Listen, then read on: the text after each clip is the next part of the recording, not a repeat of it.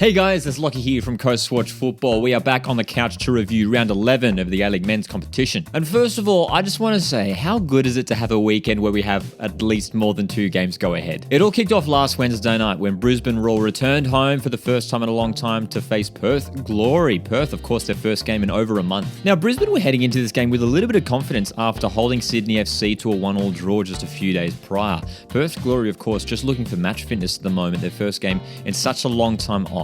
And it was Brisbane who really dominated the play in this game. By the end, they managed to tally up 28 shots in total. But in the end, it was only the one goal that they managed to scramble home, Henry Hall getting his first goal in the A-League. Perth Glory were very lackluster in this game. They looked lethargic, they looked tired. Daniel Sturridge did come on and get some decent minutes in this game. So Perth Glory needed improvement after this game, but we'll be touching on them in just a second. So credit to Brisbane Roar for getting their first 3 points of the season, but they really are lacking that clinical striker up the front. On Friday night, Wellington Phoenix returned to Wollongong to take on Western United. Heading into this game, I was anticipating a win for Western United. They've just been so strong defensively so far this season, and Wellington had been on a poor losing streak in the A-League. But it was Phoenix who actually took their chances in the first half. Gail Sandoval had a fantastic debut in getting involved with the build-up play and scored that goal in the 16th minute, his first goal in the A-League. 35th minute, Gary Hooper doubling the lead, but most of the chances were falling to Western United. It was the away side who was really piling on the pressure, and credit to Phoenix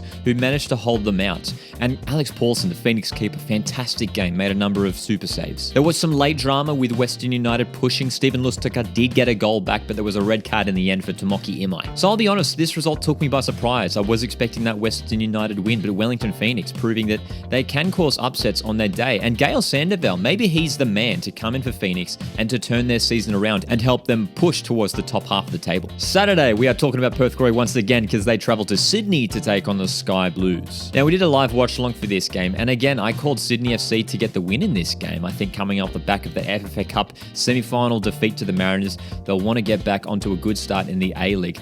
And man, they were very average in this game. The problem for Sydney FC at the moment is they're simply not finishing their chances. For the chances they're creating and the shots that they are having, not a lot of them are challenging the opposition keeper or finding the back of the net simply. It was Bobo who started up front, and he was basically non-existent in this game. I'm not sure where Bobo was. It was Cam Sober once again who was looking like their most likely avenue in attack, but he wasn't really having the same influence that he usually does. And this Perth side, who had rotated some players after that defeat to Brisbane Roar earlier in the week, did really well to hold out Sydney FC, and they took their chances when they got them.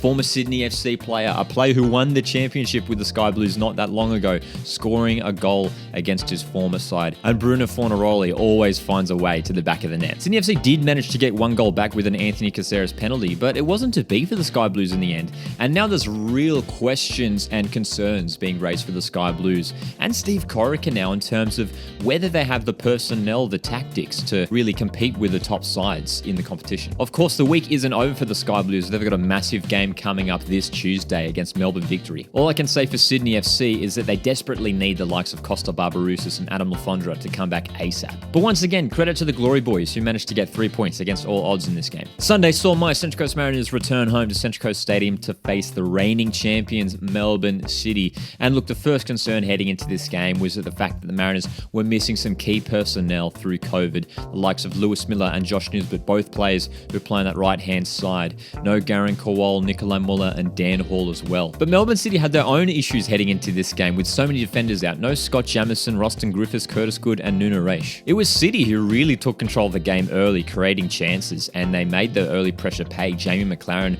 with a first half goal after a fantastic move from young left back Jordan Boss. From there, the Mariners did start to kick into attack, and we were creating some chances on the counter attack.